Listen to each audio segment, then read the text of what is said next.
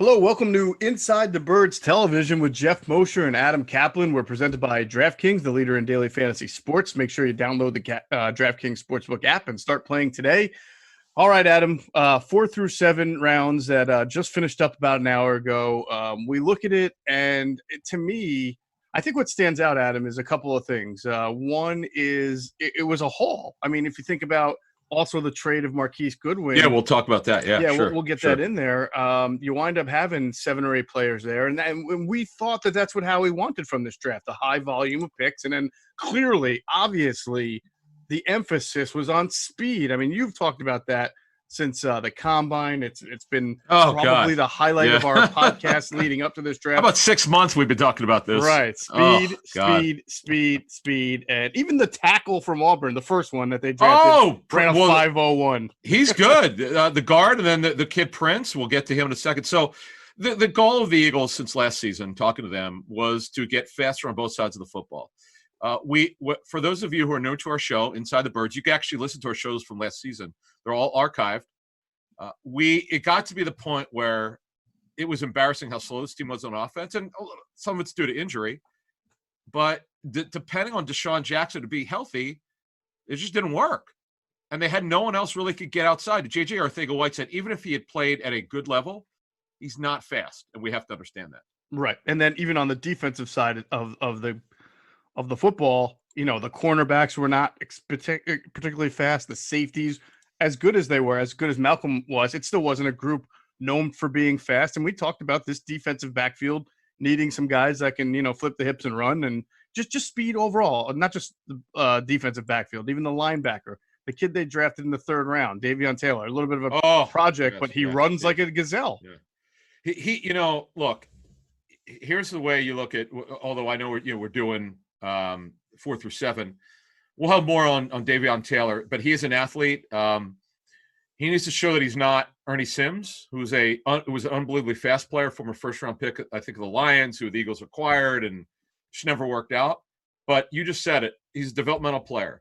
He needs more work, but he's incredibly fast. And that kid, the thing that I look at this Eagles draft class is the versatility that they have on defense. The kid, we'll talk about the kid for the safety or corner, kind of a nickelback. Mm-hmm. You can move him inside. That's the good thing about this class, is that they've got a lot of versatility. Right. Speed and versatility. We talked about it. I think I sent you a text, earlier in the day. It was a little bit of a joke, and it was that the spirit of Al Davis is alive and well inside Howie Roseman. And, we try to look at everything fairly. They certainly put an emphasis on speed. We felt they needed to get faster and quicker all across the board.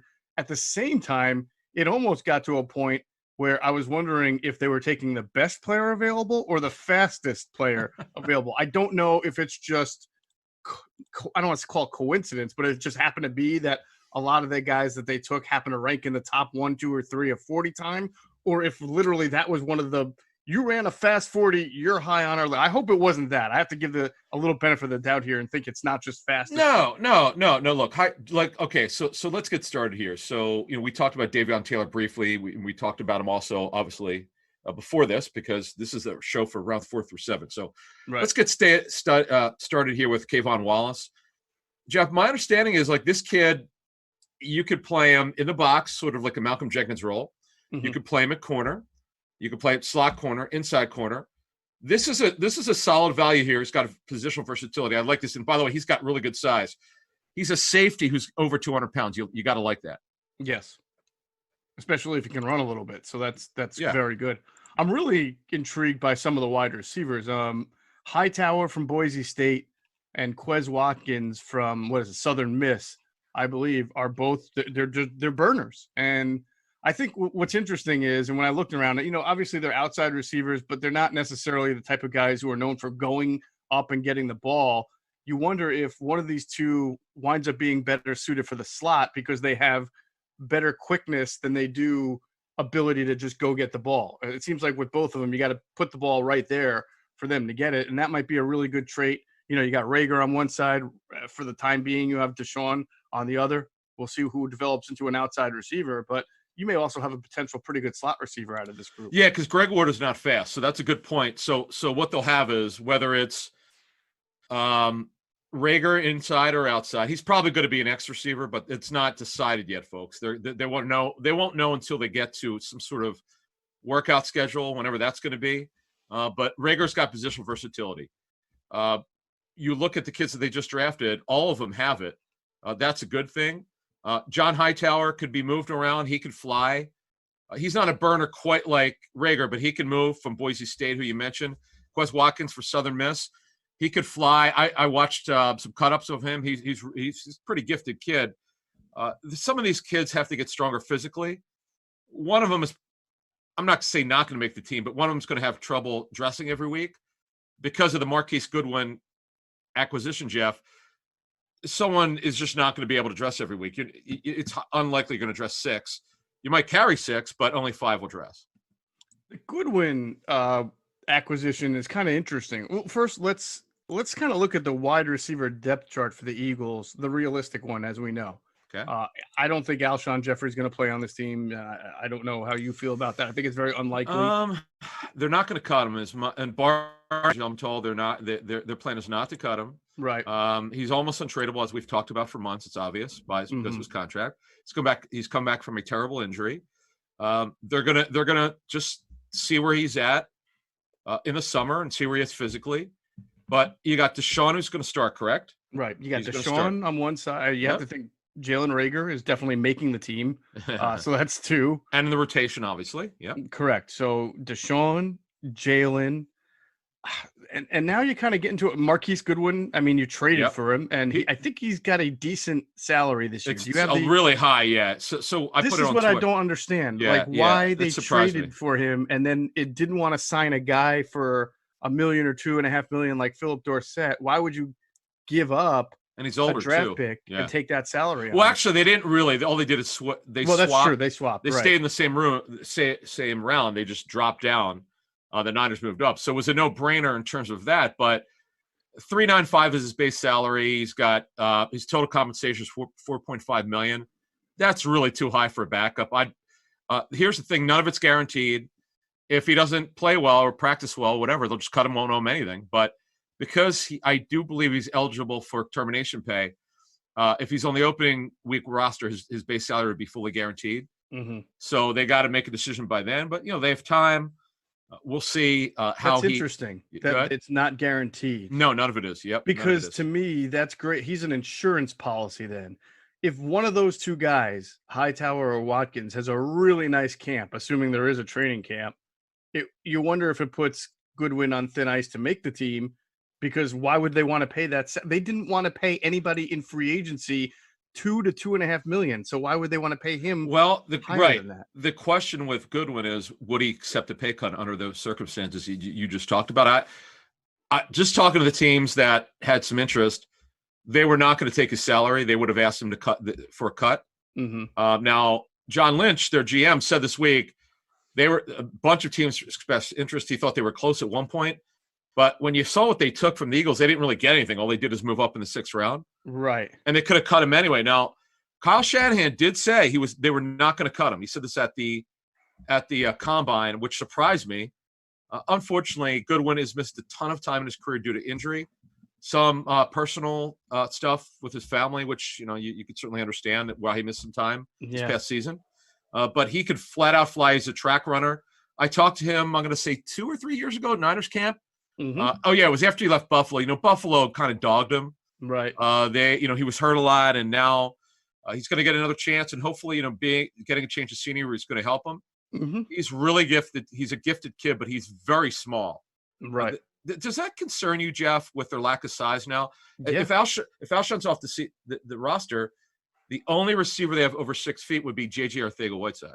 Yeah, it's a little. It seems like they went from one extreme to another, but.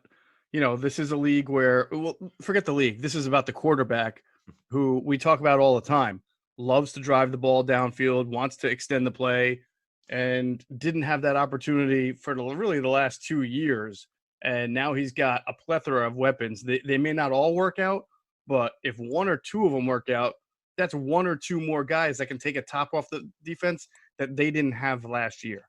Oh, God. I mean, they could – it got so bad they brought, as you know, Shelton Gibson back. Yeah. That was where they're at now. If Hightower, a 5th-round pick, can make the roster, well, that would give them someone over 6 feet. Mm-hmm. And being that he's a 5th-round pick, and I know he's sort of a scouts that I talk to really like him because he could fly and he's got good size. He's under 6'2". He's 6 foot 1/2 inch, 189, 4.43 at the combine. He's a talented player, but he was sort of the guy that you didn't think was going to be in the first part of the draft. Was not going to be a first day guy. He's a pretty good value. I thought Roseman.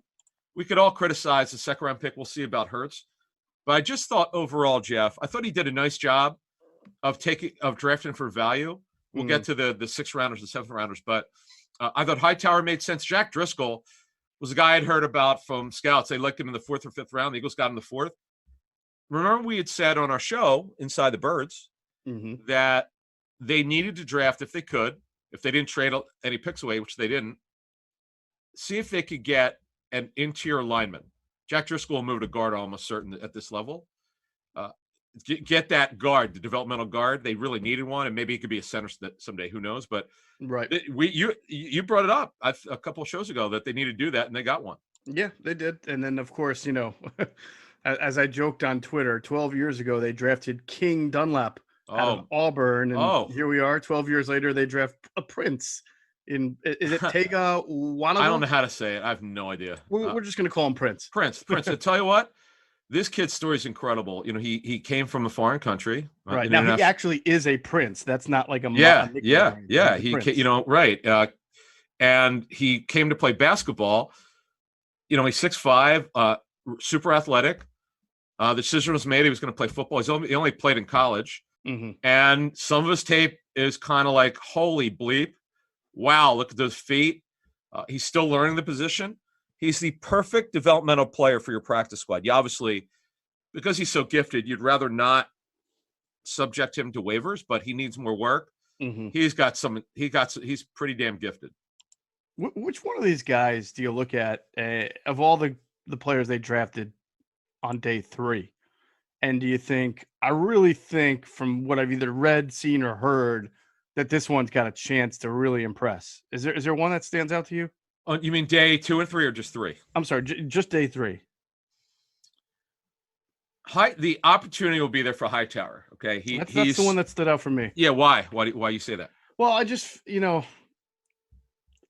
you have speed like that, I think of the Steelers concept where they're so good at drafting wide receivers in late rounds not just because they have good eyes for receivers, but they've had Ben Roethlisberger there for a really long time, and he's a guy that likes to extend the pocket and throw the deep ball, and whatever issues that these guys had in college that made them only 3rd, 4th, and 5th round picks seem to, I don't want to say they go away, but they're at least masqueraded by being in the right kind of passing offense. And you look at Doug and you look at Carson and that good offensive line, and none of that should be going anywhere. I mean, no matter what, I still think there's going to be a lot of offensive ingenuity.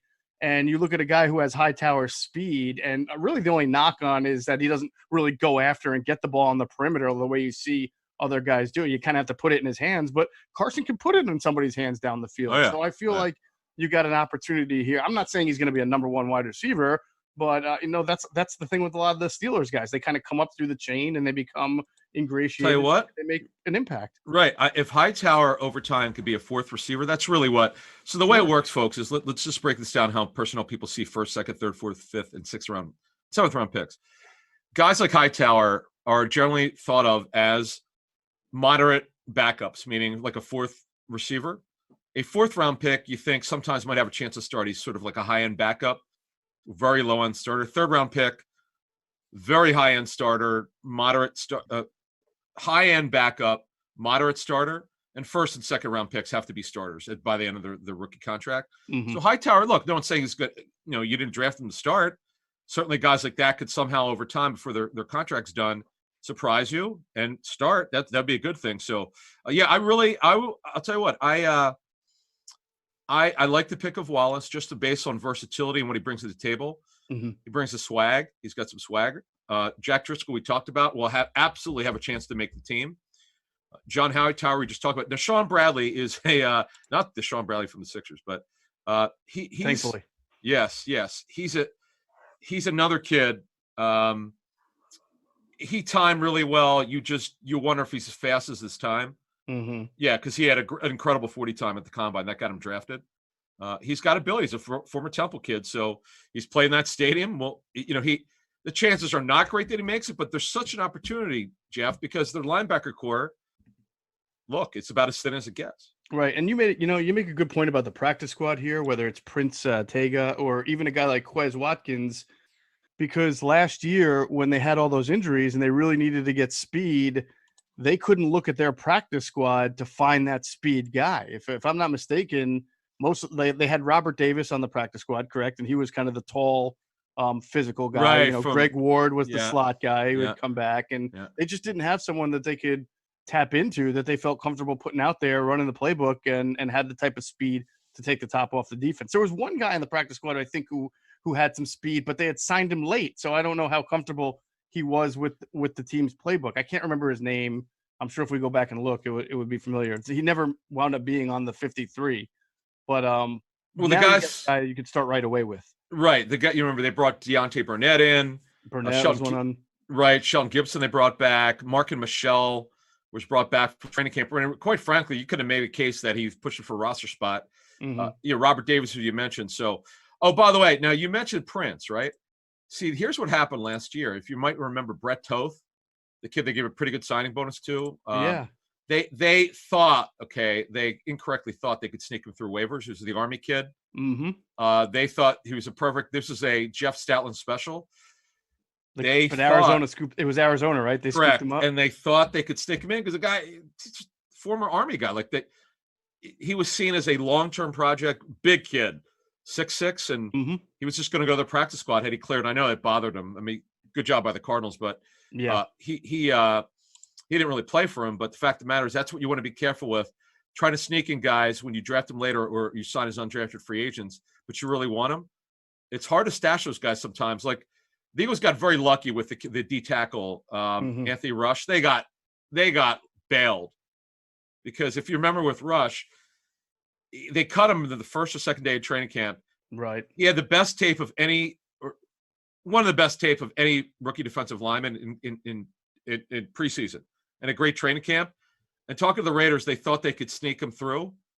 They did to a certain extent. And then, he bounced off the roster and then the Eagles brought him back in and it just worked out. Rush was a big surprise for them. Right. So that's enough of the last year's roster. But what do you think of, go ahead.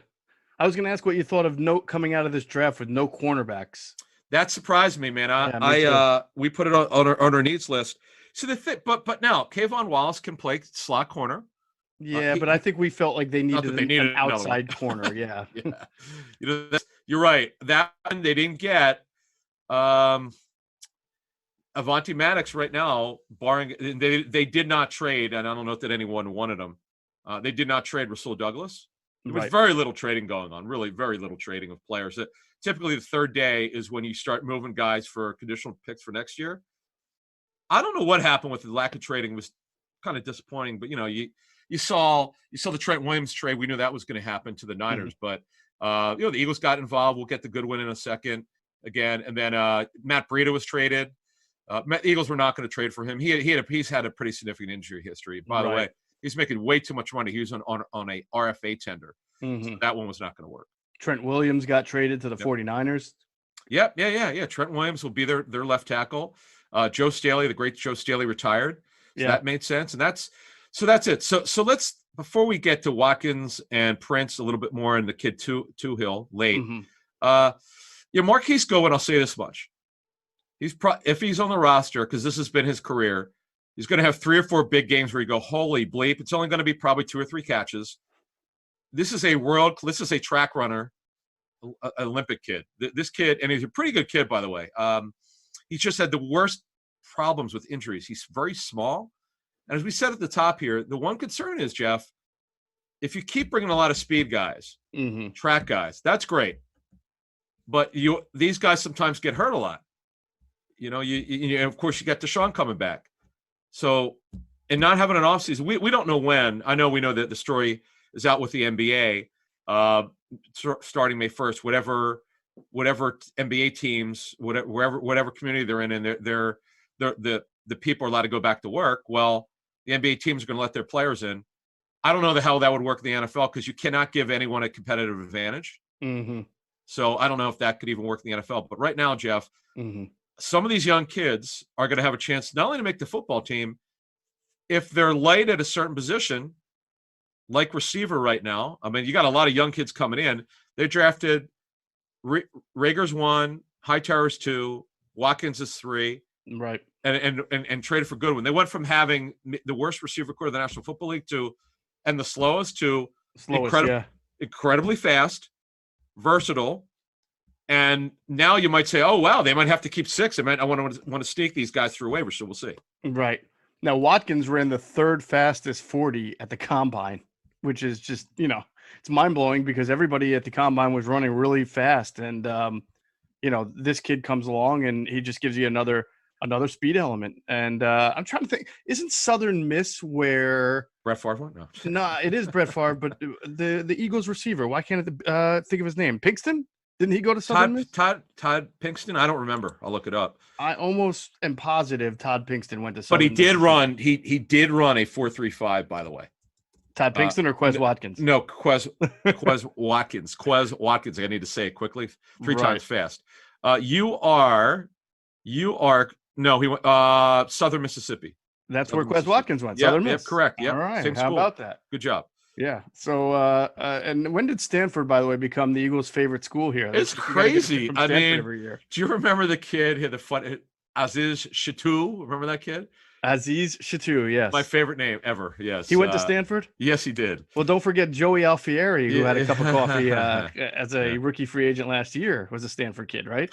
Yeah. So, correct. So we talk about Watkins. He's another speed guy. He'll have a chance to push for a roster spot. Right. Sean Bradley, we talked about. He's an inside linebacker. It gives him more speed. Right. Prince, we talked about. He's a developmental player. Is Prince more? I think they view Prince definitely more as a tackle, if I'm not mistaken, whereas Driscoll, they feel like can play multiple positions. Guard, right tackle, correct. Guard and tackle. Right. Look, the good thing is one of these guys is going to make the roster. I would think Driscoll. Prince, because he's a total developmental guy. He had a leg injury from high school senior year. That's why he's a little bit kind of slow starting with Auburn, but he's so gifted. It's kind of like Jordan Mailata in that Jordan Mailata never played football in his life, but you see the athletic traits and you go, oh my God, we got to see more of this guy. Mm-hmm. So the good thing is they're going to be young with the backups developmentally, and Jeff Stoutland loves it. So we'll see how they do. Yeah, there's going to be pretty good competition, I think, for those backup offensive line spots. I mean, obviously the holdovers are Mailata, who has to stay healthy, Matt Pryor, who's got to prove that, he belongs on the team. He hasn't really done a whole lot, in the 2 years he's been on the team. And then you add, Andre Dillard, you assume is back. I don't know what's going to happen with Jason Peters. Dillard's the left tackle. That ain't Dillard, but Dillard's the left tackle right now. Correct. So, and then as you mentioned, Driscoll comes in probably with a decent shot to make the team as a 4th round pick. Mm-hmm. But between Pryor and Driscoll and Mailata, and they'll probably wind up signing a veteran just because that's what they do. And then the kid Prince, that's some pretty good competition there for some backup spots. Yeah, look, they're going to have some really athletic. That's the thing, and I think you said at the top here, the athleticism of all of them. Almost their entire class are athletes. Now, how many of them are good football players at this level remains to be seen. You just have to get through that. But I look, I'll admit it. When Jeff and I were doing these shows to start the offseason, before anyone had idea what their game plan was going to be in the offseason, I didn't think it would be this crazy with the athleticism. Right. Holy bleep! I didn't see this. This is way overboard. We'll see. Look, I get it. I mean, when my friend Greg Cosell comes on my fantasy show with John Hansen, and he's very close to the Eagles. Mm-hmm. He said it first. It was the slowest offense in the National Football League. Well, he's giving us the answers to the test. Right. Every week we would get advanced information for the Eagles' opponent every week, and they said the same thing: really slow offense, pretty slow on defense. So Andy Weidel and Howie Roseman have the same tape these guys are watching. They had enough, so this is what they did. So, well, you got one problem, you fix it by going to the extreme with the other. Wow. So we'll see. Yeah. A lot of speed, a lot of athleticism, as you said. All right, we will pretty much stop it from there. We're going to do – this is obviously Saturday night. We've just previewed day 3 of the draft, recapped it, I should say. And we will do our normal Inside the Birds podcast Sunday. And what we'll do is you and I will gather some more information between now and when we do the podcast Sunday night. And then Sunday night, we will recap the entire draft and then kind of put out the whole big picture recap for Monday morning on the next Inside the Bird podcast. I will leave you with this, Adam. I would like your feeling on Casey Tuhill word? No, we'll talk about him in the next show. Go ahead. Just kidding. We'll talk about Tuhill on the next one. Really quickly, do you feel like no matter what, the day 2 disaster, if you want to call it, or a debacle for some people, because that's what the words are being used, is going to just kind of cast a sour feel for fans over the whole draft? No, here's what's going to happen. This happens all the time. We live in the moment. Mm-hmm. Fans were absolutely furious. This is not a secret. If you're on social media, when we detailed how we found out. I mean, whether you were you're looking at Twitter or you're watching TV, I didn't even know it until I got a text with a guy with about 3 exclamation marks, and I'm like, okay, what the hell's that mean? And I look back. I'm like, oh God. And I looked at Twitter. I'm like, oh, I was like, oh, this is not good. I knew it was not going to be good because I know growing up here how the fans are so angry. They live in the moment and then they get over it. And folks, you have no idea how much faster this team's going to be. Whoever makes a team is going to be fast. Mm-hmm. This is right now, without doing another thing, they're the best team in the NFC East. I don't think it's close. The Cowboys, certainly, they had a great draft. I'll give Dallas credit. The Eagles have a superior coaching staff. That helps them. They've got a superior quarterback. Dak is good, but Carson's better. Mm-hmm. Their Eagles D-line is going to be absolutely nasty with speed and versatility. Yeah, the only kid they drafted on the defensive line is Tuhill, but this team going forward is going to be damn good. The Hurts situation, folks, hang in there. Just hang in there. He's going to make the team. Whether he dresses on game day remains to be seen. And by the way, they don't know quite yet who's going to be their backup quarterback. Right. They haven't ruled out signing McCown or Flacco. I'm not, as we first reported 6 weeks ago, the Eagles wanted to sign Flacco, but because he's not healthy, he's rehabbing an injury, they backed off. And Josh McCown, they always said they would talk to him, and Josh won't be healthy till June. So we'll see what happens there. But overall, folks, just hang in there. You should be very excited about day 2 and day 3. The one that you could absolutely question. No, day 1 and day 3. Right. Yeah. The Jalen Hurts one. It is what it is. Let's see what happens. I'm excited. With the linebacker too, but yeah. David Taylor's probably a little higher on him than me, but he's a little smaller. They probably took him a little bit higher than most teams had. In fact, I know that. Yeah, they did. But Wallace, Driscoll, Hightower, Bradley, Quez Watkins, Prince, even Tuhill, which we'll get into. Mm-hmm. You want to talk about value and versatility and speed and understanding what they bring to the table. It wasn't a perfect draft. We're not going to know how good they're going to be for 3 years. But look, the Eagles have a pretty good coaching staff, so we'll see what happens. All right. I like that takeaway. We'll end it there. I want to thank everybody for listening. I want to thank our producer, Hunter Brody, for helping us put this together. Make sure you catch out his YouTube channel. He's at Sports Talk with Broads on YouTube. And check out our friends at PHLSportsNation.com as they continue to put out a lot of great content on the Phillies, the Eagles, the Sixers, the Flyers. I'm sure they'll have a lot of great NFL draft recap content too. So make sure you go to PHLSportsNation.com. All right. We thank you for joining us here on Inside the Birds TV, and make sure you're checking out the Inside the Birds podcast. The next one drops 6 a.m. Monday morning. We'll talk to you then.